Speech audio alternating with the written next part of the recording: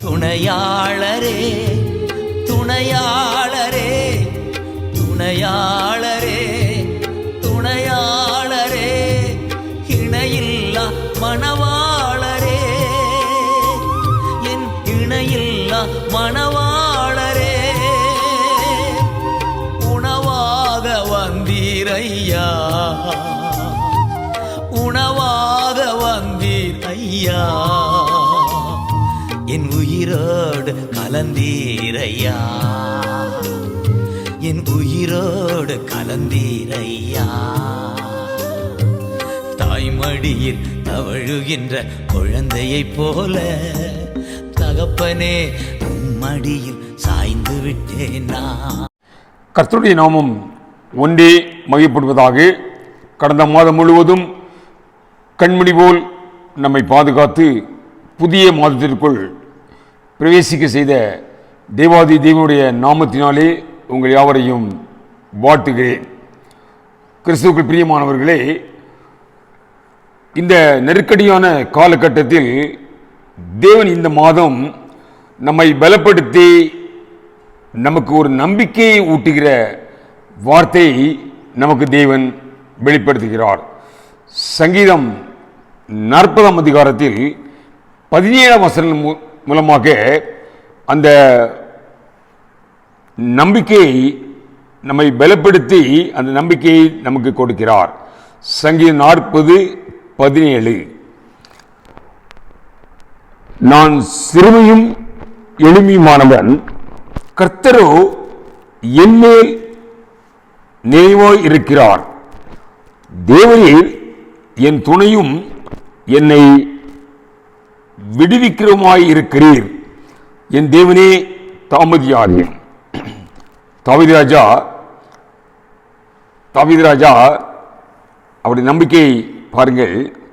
கர்த்தரோ என்மேல் நினைவாய் இருக்கிறார். தேவரீர் என் துணையும் என்னை விடுவிக்கிறவருமாய் இருக்கிறீர். எனக்கு நண்பன் வழி, எந்த சூழ்நிலையில் தாவீது ராஜா இவ்வளவு நம்பிக்கையோடு ஒரு அறிக்கையை கூறுகிறார் பாருங்கள். இன்று நமக்கும் இந்த ஒரு நம்பிக்கையான வார்த்தை நம்மை பலப்படுத்தும்படியாக தேவ ஆவியானவர் இந்த மாதம் நமக்கு அருள்கிறார். எந்த சூழ்நிலையில் தாவீது ராஜா இப்படி சொன்னார் என்றால், அதே சங்கீதத்தில் 12ஆம் வசனத்தை வாசிப்போம், தெரிந்து கொள்வோம். அவருடைய சூழ்நிலை எப்படி இருந்தது பாருங்க. 40:12 எண்ணிக்கைக்கு அடங்காத தீமைகள் என்னை சூழ்ந்து கொண்டது. எண்ணிக்கைக்கு அடங்காத தீமைகள் என்னை சூழ்ந்து கொண்டது. என் அக்கிரமங்கள் என்னை தொடர்ந்து பிடித்தது. நான் நிமிர்ந்து பார்க்க கூடாதிருக்கிறது. நான் நிமிர்ந்து பார்க்க கூடாதிருக்கிறது. அவைகள் என் தலைமயிரிலும் அதிகமாக இருக்கிறது. என் இருதயம் சோர்ந்து போகிறது. இப்படி ஒரு நெருக்கமான காலகட்டத்தில் தாவீது ராஜா அறிக்கையிடுகிறார், கர்த்தரோ என்மேல் நினைவாயிருக்கிறார். கர்த்தரை முழுமையாக அறிந்த ஒரு தேவ மனிதன் தாவீது ராஜா. நம்முடைய தேவன் ஆதியாகமம் 8ஆம் அதிகாரத்தை வாசிக்கிறோம். நோயும் அவனோடு இருந்த மிருக ஜீவன்களையும் நம் தேவன் நினைத்தருளினார் என்று ஆதியாகமம் 8:1 வாசிக்கிறோம். நம் தேவன் நினைத்தருளுகிற தேவன். சுமார் 150 நாட்கள் அங்கே அந்த பேழை தண்ணீரில் இருந்து கொண்டிருந்தது. அந்த 150 நாட்கள் அந்த பேழையில் இருந்த மிருகங்களை பராமரிக்க வேண்டும் என்றால் மனிதனால் முடியாத காரியம். எனவே அங்கு கர்த்தர் நோவையும் அவனோடு இருந்த ஜீவன்களையும் நினைத்தருளினார். தொடர்ந்து நாம் யாத்ராமத்துக்கு வருவோமானால், யாத்ராமம் 2ஆம் அதிகாரத்தில் நமக்கு தெரியும், கர்த்தருடைய பிள்ளைகள் அங்க பார்வோன் ராஜாவால மிகவும் நெருக்கப்பட்டார்கள். பார்வோன் ராஜா ஜனங்களை ஒடுக்கினான். அந்த 2ஆம் அதிகாரம் 24-25 வாசிப்போமானால், அங்கு தேவன் தன் ஜனங்களை நினைத்தருளினார் என்று நாம் வாசிக்கிறோம். தேவன் 24 யாத்திராமம் 2:24 தேவன் அவர்கள் பெருமூச்சை கேட்டு தாம் ஆபிரகாமோடும் ஈசாக்கோடும் யாக்கோபோடும் செய்த உடன்படிக்கையை நினைவு கூர்ந்தார். தேவன் இஸ்ரவேல் புத்திரரை கண்ணோக்கினார். தேவன் அவர்களை நினைத்தருளினார். ஆமென். நாம் ஆராதிக்கிற தேவன் தம்முடைய ஜனங்களை நினைத்தருளுகிற தேவன். அந்த 3ஆம் அதிகாரம் 7ஆம் வசனத்தில் மோசேட்ட சொல்ல பாருங்க, அப்பொழுது கர்த்தர், எகிப்தில் இருக்கிற என் ஜனத்தின் உபத்திரவத்தை நான் பார்த்து ஆலோட்டினை நிமித்தம் அவர்கள் எடுக்கிற கூக்குரலை கேட்டே அவர்கள் படுகிற வேதனைகளையும் அறிந்திருக்கிறேன். என கருமையானவர்களை, நம்மை அழைத்த தேவன், நாம் ஆராதிக்கிற தேவன், நம்முடைய வேதனைகளை அறிந்திருக்கிற தேவன், நம்மை நினைத்திருக்கிற தேவன், நாம் ஆராதிக்கிற தேவன். அங்கே 1 சாமுவேல் புத்தகத்தில் கூட நமக்கு தெரியும், அந்நாளை நினைத்தருளினார். ஒரு சாமுவேலை கொடுத்தார், அந்நாளை நினைத்தருளினார். கூட 40ஆம் சங்கீதத்தில் தாவீது ராஜா அவ்வளவு நெருக்கத்தின் மத்தியிலும் என்ன அறிக்கையிடுகிறார் பாருங்க, கர்த்தரோ என் மேல் நினைவோ இருக்கிறார். ஆமீன், அல்லேலூயா, ஆமீன். கர்த்தருடைய பிள்ளைகள் ஒவ்வொருவரும் இந்த நம்பிக்கைக்கு வரும்படியாக தேவன் விரும்புகிறார். இந்த நெருக்கமான காலகட்டத்தில் எல்லாம் காரியங்கள் எல்லாம் தலைகீழாக நடந்து கொண்டிருக்கிறது உலகத்தில். இப்படிப்பட்ட நேரங்களில் கர்த்தர் என்னை நினைத்திருக்கிறார் என்று ஒவ்வொரு விசுவாசியும் சொல்லும்படியாக தேவன் விரும்புகிறார். அவர் நமக்கு துணையும் நம்மை விடுவிக்கிற தேவனாக இருக்கிறார் என்று தேவன் இந்த மாதம் நமக்கு வாக்கு கொடுக்கிறார். ஆமீன், அல்லேலூயா. ஏனென்றால் நம் தேவன் நெருக்கங்களில் இருந்து நம்மை விடுவிக்கிற தேவன், நம்மை தலை நிமிர்ந்து நடக்க பண்ணுகிற தேவன். லேவியராகமம் புத்தகத்தில் வாசிப்போமானால், லேவியராகமம் 26:13 எகிப்திலிருந்து, அந்த அடிமைத்தனத்திலிருந்து நம்முடைய நுகத்தை முறித்து நம்மை தலை நிமிர்ந்து நடக்க பண்ணின தேவன் என்பதை நாம் வாசிக்கிறோம். நீங்கள் எகிப்தியருக்கு அடிமையாக இராதபடிக்கு நான் அவர்கள் தேசத்தில் இருந்து உங்களை புறப்பட பண்ணி உங்கள் நுகத்தடிகளை முறித்து உங்களை நிமிர்ந்து நடக்க பண்ணின உங்கள் தேவனாகிய கர்த்தர் என்று தன்னை வெளிப்படுத்துகிறார். அதே தேவனை நாம் இன்னும் ஆராய்த்து கொண்டிருக்கிறோம். எனவே தேவன் நம்மை எல்லா நெருக்கத்திலும் நமக்கு துணையாக இருந்து நம்மளை விடுவிக்கிறவராக இருக்கிறார். அதற்காகவே நம்மை விடுவிக்கும்படியாக அங்கே நுகத்தடியை முறித்து என்று வாசிக்கிறோம். சத்ருவானவன் அநேக பாரங்களை, நெருக்கங்களை நம்ம கொடுத்திருக்கலாம். அவற்றை எல்லாவற்றையும் சிலுவையில் எனக்காக, உங்களுக்காக தேவாதி தேவன் அந்த நுகத்தடியை முறித்தார். கொலோசியர் 2ஆம் அதிகாரம் 13 வாசிக்கிறேன். 13, 14, 15 தேவன் நம்மளை விடுவிக்கிற தேவன், நம்மளை தலை நிமிர்ந்து நடக்க பண்ணுகிற தேவன், நாம் ஆராதிக்கிற தேவன். அந்த நம்பிக்கை நமக்கு வர வேண்டும். பவித்ரா சொல்ல பார்த்தீங்களா, என்மேல் நம்பிக்கை நினைவோ இருக்கிறார், நம்மை நினைத்து கொண்டே இருக்கிறாராம். அதுக்காகத்தான் நமக்கு வாசிக்கிறோம். கொலோசியரில் நமக்காக சிலுவையில் செய்து முடித்ததை, நமது நுகத்தடிகளை முறித்த ஒரு நிலையை வாசிக்கிறோம். உங்கள் பாவங்களினாலேயும் உங்கள் மாம்ச விருத்த சேதனம் இல்லாமையினாலேயும் மரித்தவர்களாக இருந்த உங்களையும் அவரோடு கூட உயிர்ப்பித்து அக்கிரமங்களை எல்லாவற்றையும் உங்களுக்கு மன்னித்து நமக்கு எதிரடியாகவும் கட்டளைகளால் நமக்கு விரோதமாகவும் இருந்த கையெழுத்தை குலைத்து அதை நடுவில் இராதபடிக்கு எடுத்து சிலுவையின் மேல் ஆணையடித்து துரைத்தனங்களையும் அதிகாரங்களையும் உரிந்து கொண்டு வெளியரங்கமான கோலமாக்கி அவைகளின் மேல் சிலுவையில் வெற்றி சேர்ந்தாள். எதற்காக?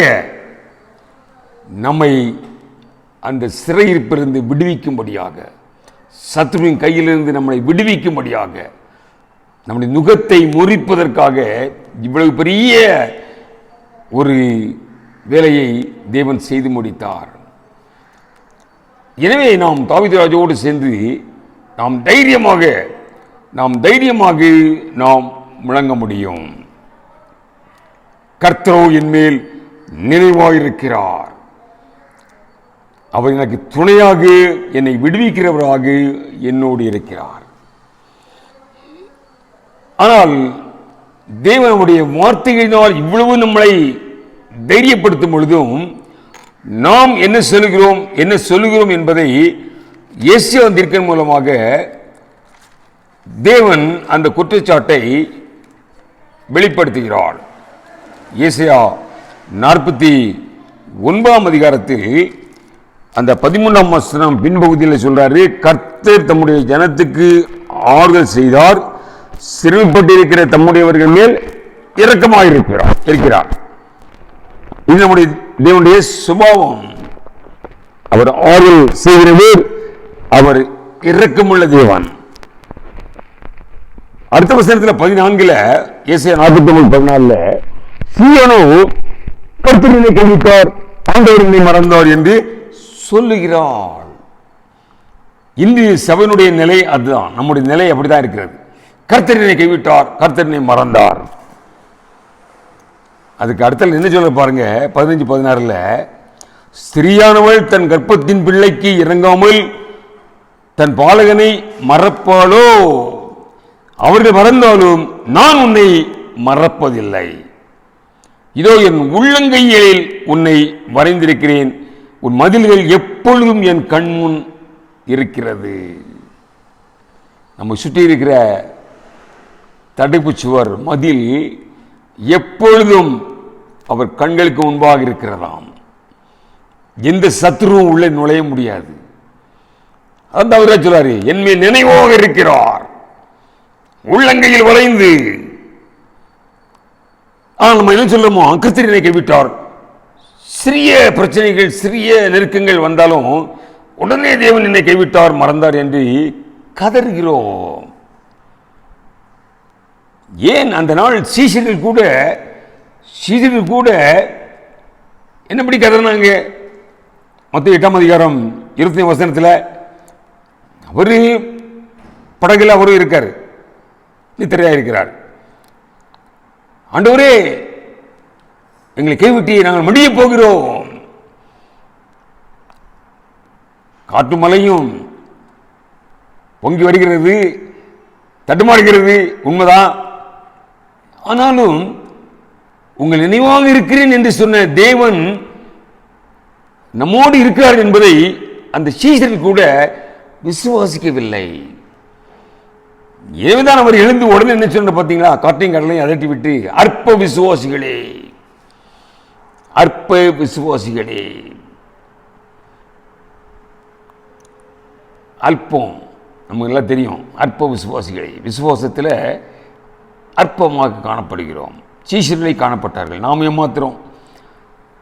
எனவே எனக்கு அன்பானவர்களே, இந்த நெருக்கடியான இந்த காலகட்டங்களில் தேவன் நம் நினைவாக இருக்கிறார், அவர் நமக்கு துணையும் நம்மை விடுவிக்கிறவருமாக இருக்கிறார் என்பதை நாம் விசுவாசிக்கும்படியாக, அந்த நம்பிக்கைகள் வரும்படியாகத்தான் இந்த காலகட்டத்தில் தேவன் இந்த வார்த்தை மூலமாக நம்மை பலப்படுத்துகிறார்.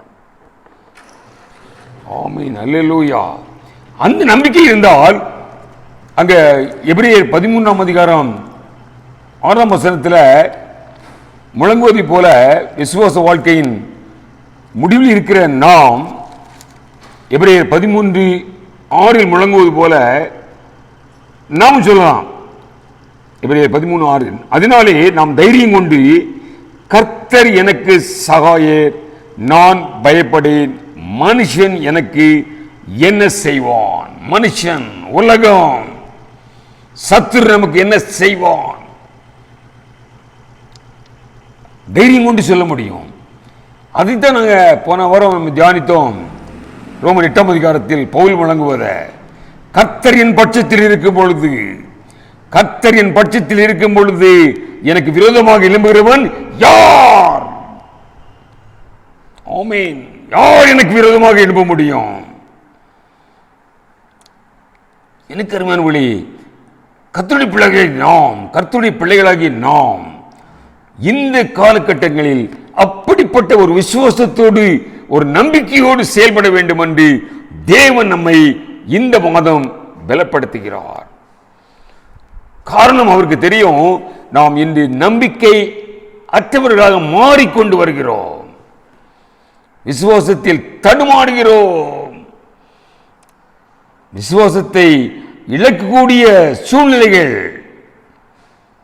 ஆமென். வெளிப்படுத்தல வாசித்த மாதிரி நாம் சபைக்கு புறமாக தள்ளப்படுகிறோம், சபை கூடுதலை விட்டுவிடும்படியாக. இதெல்லாம் கடைசி நாட்களில் நம்முடைய விசுவாசத்தை குறைக்கக்கூடிய சத்துருடைய வேலை.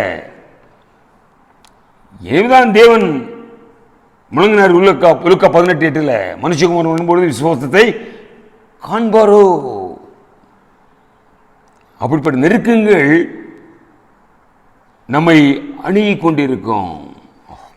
கடைசி நாட்களில் நாம் விசுவாசத்தை விட்டு விலகும்படியாக சத்துரு நம்முடைய விசுவாசத்தை, நம்பிக்கையை அசைத்து கொண்டிருப்பான். இனி கர்த்தர் என்மேல் நினைவோ இருக்கிறார்.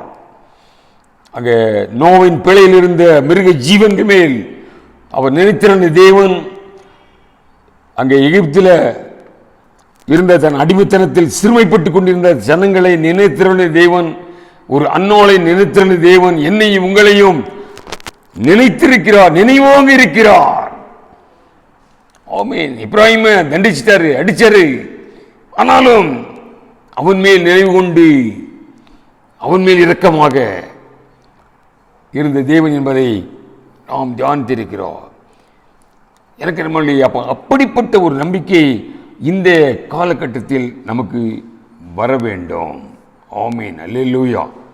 விசுவாசத்தை இழந்து போகும் சூழ்நிலைகள் வந்து கொண்டிருக்கிறது. சபை கூடுதல் குறைந்து கொண்டு போகிறது. சபைக்கு புறமே தள்ளப்படுவோம் என்று, கடைசி நாட்களில் சபைக்கு புறமே தள்ளப்படுவோம் என்று வெளிப்படுத்தல் புத்தகத்தில் வாசிக்கிறோம்.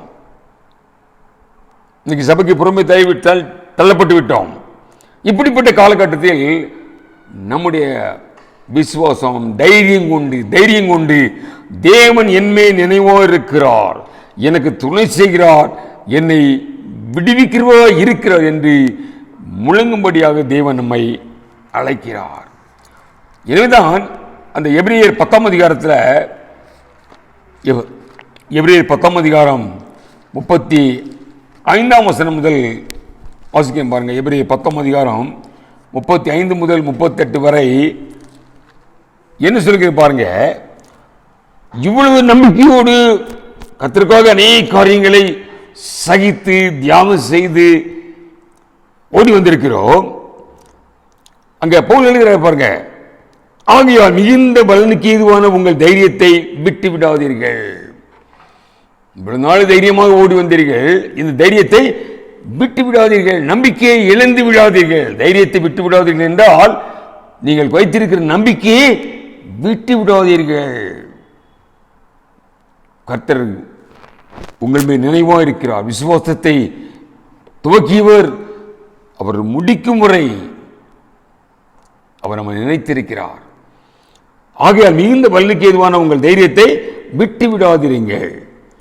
நீங்கள் தேவனுடைய சித்தத்தின்படி செய்து வாக்குத்தத்தம் பண்ணப்பட்டதை பெறும்படிக்கு பொறுமை உங்களுக்கு வேண்டியதாயிருக்கிறது. நித்திய ஜீவனை அளிப்பேன் என்பதே அவர் பொதுவான வாக்குத்தத்தம். நித்திய ஜீவனை அளிப்பேன் என்பதே அவர் பொதுவாக கொடுத்த வாக்குத்தத்தம். அந்த நித்திய ஜீவனை பெறும்படிக்காக நாம் பொறுமையாக நம்பிக்கையோடு தைரியத்தை விட்டுவிடாதபடி இருக்க வேண்டுமா? வருகிறவர் இன்னும் கொஞ்ச காலத்தில் வருவார், தாமதம் பண்ணார். விசுவாசத்தினாலே நீதிமான் பிழைப்பான், பின்வாங்கி போவனானால் அவன் மேல் என் ஆத்துமா பிரியமாய் இராது என்கிறார். விசுவாசத்திலே நீதிமான் பிழைப்பான். எனக்கு அருமையானவர்களே, இந்த விசுவாசம் அதைத்தான் ஆபகு தீர்க்கதரிசியில் நாம் வாசிக்கிறோம். தன் விசுவாசத்தினால் நீதிமான் பிழைப்பான். இந்த விசுவாசத்தை நாம் விட்டு விலகும்படியாக நம்முடைய சூழ்நிலைகள் நம்மை சுற்றி நெருக்குகிற காரியங்கள் காணப்படலாம். ஆனாலும் நம்முடைய விசுவாசம், தன் விசுவாசத்தினாலே நாம் பிழைப்போம் என்பதை ஆபகு தீர்க்கதரிசி மூலமாக அவர் சொல்வதை நாம் தியானித்திருக்கிறோம். எனவே கர்த்தர் என்மேல் நினைவாயிருக்கிறார். அந்த விசுவாசம் நமக்காக நம்மை பாவங்களை மன்னித்து ரட்சிக்கும்படியாக சிலுவையில் மரித்து உயிர்த்தெழுந்து இன்றும் நமக்காக வேண்டிக் கொண்டிருக்கிறார், நம்மோடு ஜீவித்துக் கொண்டிருக்கிறார் என்ற இந்த விசுவாசத்தினால்தான் நீதிமான் பிழைப்பான் என்று அங்கு வாசிக்கிறோம். கர்த்தரோ என்மேல் நினைவோ இருக்கிறார். ஆபகு 2ஆம் அதிகாரத்தை எடுத்துக்கொள்வோம். ஆபகு 2ஆம் அதிகாரத்தில் அதே சூழ்நிலை இப்பொழுது காணப்படுகிறது. அதே சூழ்நிலை ஆபகு 2ஆம் அதிகாரத்தில் தீர்க்கதரிசி யூதா ஜனங்களுக்காக தேவனோடு கதறுகிறார். காரணம், யூதா ஜனங்கள் அவ்வளவு ஒடுக்கப்படுகிறார்கள்.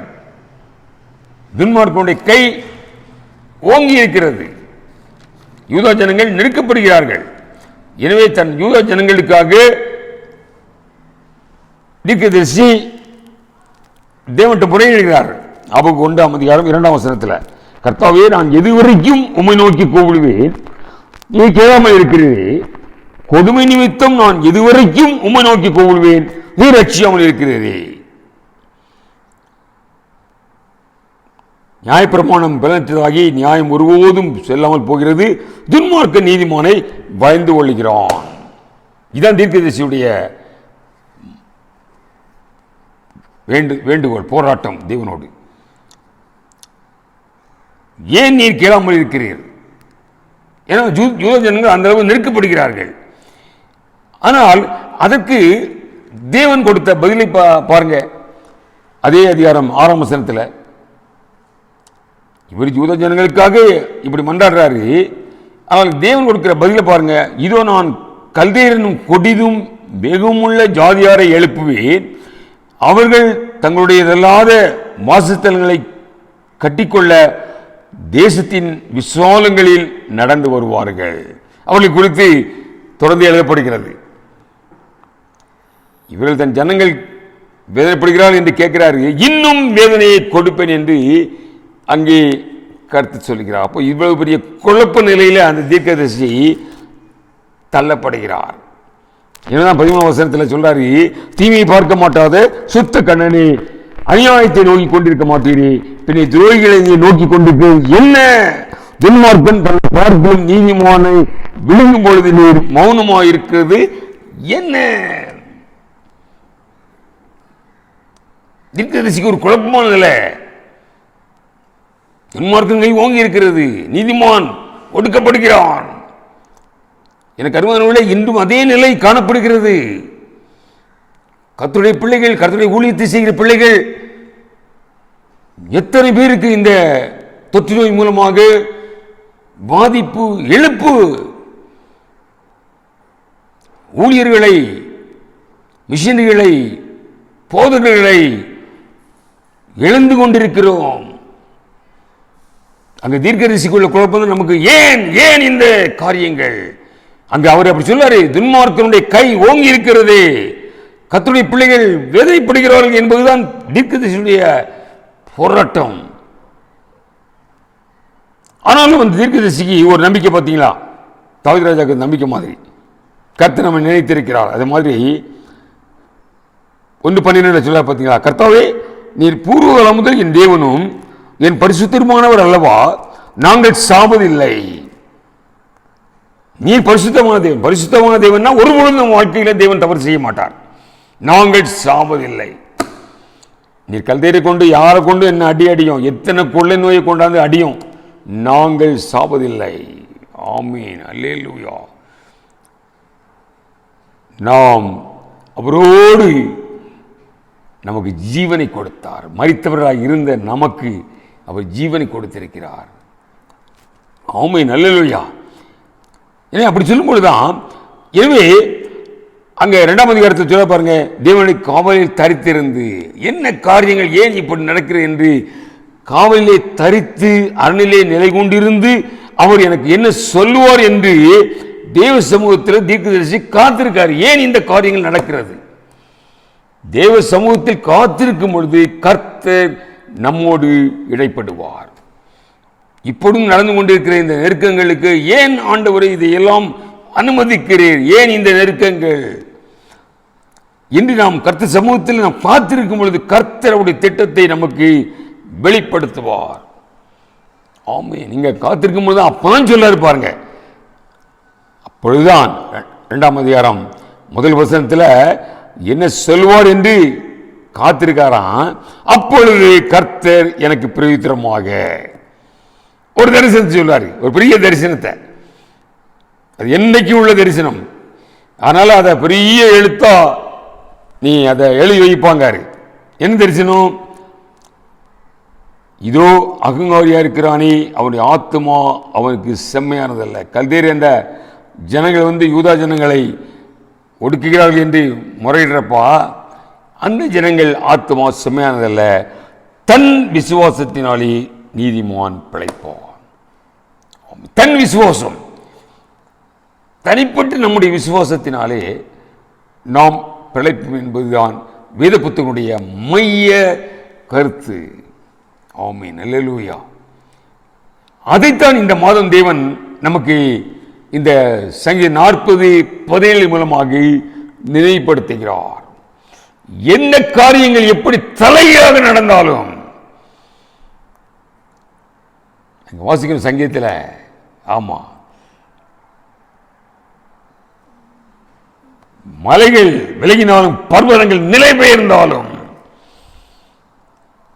காரியங்கள் உலகத்தில் எப்படி நடந்தாலும் கர்த்தர் என் மேல் நினைவாயிருக்கிறார்.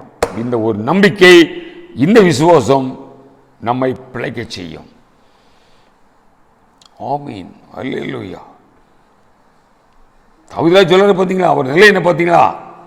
அவர் நிலை அங்கே வாசிக்கிறோம், தலை நிமிர்ந்து பார்க்க கூடாத ஒரு நிலை. அதை விளக்க முடியாது. தலை நிமிர்ந்து பார்க்க முடியாத அளவுக்கு அவருக்கு போராட்டங்கள், பிரச்சனைகள், நெருக்கங்கள், சத்துருக்கள், இந்த காரியங்கள். ஆனாலும் அவருடைய நம்பிக்கை, கர்த்தர் என் மேல் நினைவாயிருக்கிறார், எனக்கு துணையாக இருக்கிறார், என்னை விடுவிப்பார். அப்போ எனக்கு இந்த நம்பிக்கை, விசுவாசம்தான் நம்மை பிழைக்க செய்யும். நாம் இன்னும் கர்த்தருக்காக தீவிரமாக செயல்பட நம்மளை ஊக்குவிக்கும். எனவேதான் தேவன் இந்த மாதம் நம்மோடு பேசுகிறார். நாம் விசுவாசத்தை அசைக்கக்கூடிய காரியங்கள், சம்பவங்கள் உலகத்தில் நடந்து கொண்டிருந்தாலும் கர்த்தரோ என் மேல் நினைவாயிருக்கிறார், அவர் எனக்கு துணையும் என்னை விடுவிக்கிறவுமாய் இருக்கிறார் என்ற ஒரு நம்பிக்கையோடு இந்த காலகட்டங்களில் நாம் நம்முடைய விசுவாச வாழ்க்கையை தொடர்வோமானால் நாம் தேவனுக்காக பெரிய காரியங்களை செய்ய முடியும். ஒருபோதும் சோர்ந்து விட மாட்டோம். கர்த்தர் தாமே இந்த வசனங்களை ஆசீர்வதிப்பாராக. கண்களை மூடி ஜெபம் செய்வோம். எங்களை அதிகமாக நேசிக்கும் நல்ல தகப்பனே, இந்த நெருக்கமான காலகட்டங்களில் நாங்கள் அநேக கலக்கங்களோடு, பயங்களோடு, நம்பிக்கை அற்றவர்களாக நாங்கள் மாறிக்கொண்டிருக்கிறோம். கர்த்தாவே, எங்கள் நிலையை அறிந்த தேவன் இந்த சங்கீதம் 40:17 மூலமாக எங்களுக்கு ஒரு நம்பிக்கையை, ஒரு பலத்தை கொடுத்ததற்காக நன்றி தகப்பனே. கர்த்தரோ என்மேல் நினைவோ இருக்கிறார். கர்த்தரோ என்மேல் நினைவோ இருக்கிறார்.